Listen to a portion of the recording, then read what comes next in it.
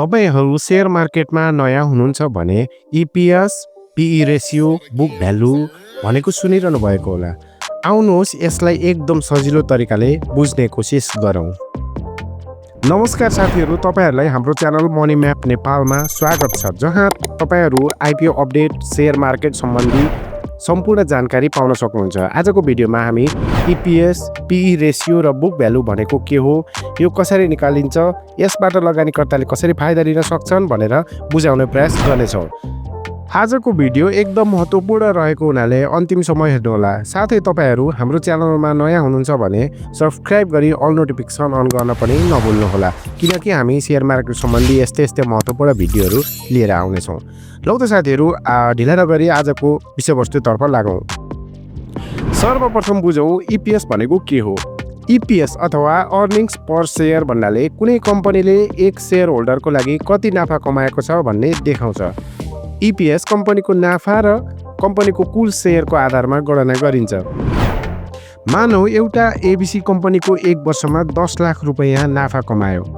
उसको कुल शेयर सङ्ख्या 1 लाख छ भने उसले कमाएको नाफालाई कुल शेयर सङ्ख्याले भाग गर्दा आउने सङ्ख्या नै EPS हो। यहाँ कम्पनीको नाफा 10 लाखलाई 1 लाख शेयर सङ्ख्याले भाग गर्दा रु 10 आयो, त्यसैले उक्त ABC कम्पनीको EPS रु 10 छ भन्ने बुझिन्छ। EPS जति धेरै हुन्छ कम्पनी उति नै लाभदायक हुन्छ भन्ने बुझिन्छ, अथवा यसरी पनि बुझ्न सकिन्छ, EPS उच्च भएमा यसको मतलब कम्पनी राम्रो नाफा गरिरहेको छ। EPS कम भएमा कम्पनीको नाफा कम छ वा घाटामा छ। अब EPS थाहा पाएपछि आउनुहोस् PE रेशियोको बारेमा बुझौँ। PE रेशियो भनेको प्राइस टु अर्निङ्स रेशियो हो। यसले शेयरको मूल्य र EPS को अनुपात देखाउँछ। यसले कम्पनीको शेयर कति महँगो वा सस्तो छ भन्ने देखाउँछ। मानौ एउटा कम्पनीको शेयरको मूल्य 200 रुपियाँ छ र EPS 10 रुपियाँ छ भने शेयरको मूल्यलाई EPS ले भाग गर्दा आउने सङ्ख्या नै PE रेशियो हो। त्यसैले उक्त कम्पनीको PE रेशियो 20 हुन आयो। PE रेशियोले कम्पनीको भविष्यको सम्भावना र जोखिमको बारेमा पनि बताउँछ। सामान्यतया कम PE रेशियो भएको कम्पनी सस्तो र उच्च PE रेशियो भएको कम्पनी महँगो मानिन्छ। तर यो मात्र एउटा सूचक हो, अन्य कुराहरू पनि विचार गर्नुपर्छ। अब बुक भ्यालुको बारेमा बुझौँ। बुक भ्यालु भन्नाले कुनै कम्पनीको कुल सम्पत्ति एसेट्सबाट कुल ऋण लिएबिलिटिज घटाइसकेपछि बाँकी रहने वास्तविक सम्पत्ति हो। यसले कम्पनीको कुल सम्पत्ति जस्तै जग्गा जमिन, मेसिनरी, नगद, इन्भेन्टरी आदि मध्येबाट कुल ऋण घटाएपछि बाँकी रहेको मूल्य हो। बुक भ्यालुले कम्पनीको वास्तविक मूल्य देखाउँछ, जुन कम्पनीले आफ्नो सम्पत्ति बेचेर ऋण तिरेपछि बाँकी हुने रकम हो।